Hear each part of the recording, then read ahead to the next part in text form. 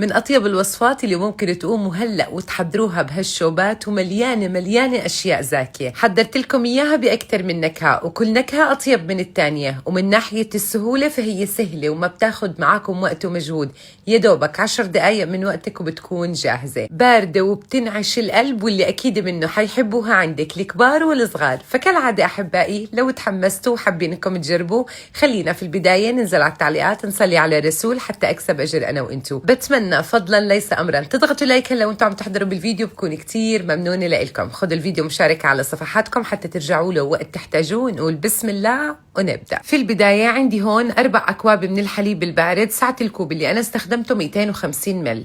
ضفت لهم 3 معالق كبار من السميد الوسط أو الخشن. رح أضيف عليهم معلقتين من نشا الذرة، و3 معالق كبار من جوز الهند، 4 معالق كبار من السكر، وبضيف عليهم نص معلقة صغيرة من الفانيلا. بدمج مكوناتي مع بعض على البارد. مع استمرار التحريك برفع طنجرتي على النار، بشيل ايدي ابدا ليوصل عندي مرحلة الغليان. هلا معلومة جدا حابة نضيفها بوصفة اليوم تحديدا، ما بنستغني عن جوز الهند، لانه مع المكون الثاني اللي راح نضيفه كتير بيلبق معاها جوز الهند. تاني شيء ما بنستبدل الفانيلا لا بماء الزهر ولا بماء الورد ابدا، ما بيلبقوا النكهات على بعض. خليكي على الفانيلا وبس. وصل عندي الخليط لمرحلة الغليان، بعد هيك رح أبدأ أوزعه بالكاسات كيف ما عم بتشوفوا معي، وبحط تقريبا النص.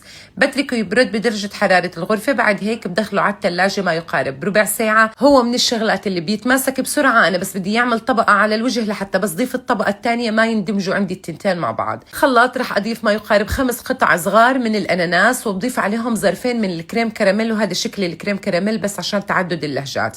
بضيف عليهم فقط كوبين من المي بدرجة حرارة الغرفة. سعة الكوب اللي أنا استخدمته 250 مل. بخلط كل مكوناتي مع بعض تمام. بعد هيك بحطه بالطنجرة وبرفع طنجرتي على النار.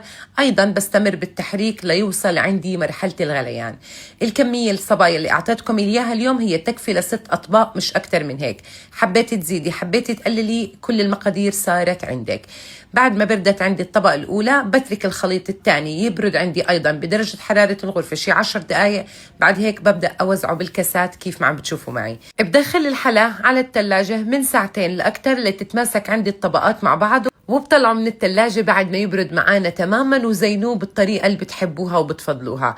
كمان حابة أقول لكم إنه هالحلا ممكن تكونوا شفتوه بطريقة تانية، ولكن أنا حبيت أعمل لكم إياه على طريقتي أنا ليتناسب أكتر مع إمكانيات الناس، وكمان مع الأشياء اللي بتكون على الأغلب متوفرة عنا بالبيت. دايما حلا الأناناس بحطوا له مكونات بصراحة مبالغ فيها، وأبدا ما بيقل لذاذة ونكهة وفخامة من هالحلا اللي قدمت لكم إياه اليوم. جمعت لكم الأناناس مع جوز الهند ونكهة هالسميد، إشي عن جد بشهي القلب.